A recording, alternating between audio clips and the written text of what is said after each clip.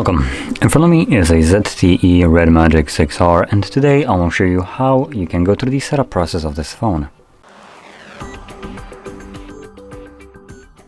Now when you boot it up for the very first time, you should be presented with the welcoming screen, as you can see for me. And all you need to do here is find your desired language. Now for me it already selected a correct one, so all I will do is proceed further. Now here we can insert a SIM card.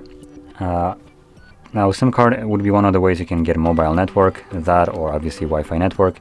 And if you're planning to log into your Google account throughout the setup process, you might want to consider one of them. Now if you're planning to disregard this, meaning logging into your Google account, then you can just skip both of them. That will also result in date and time not being set automatically and you not being able to restore a device from a cloud backup. Now I'll be skipping both of them just to save on time.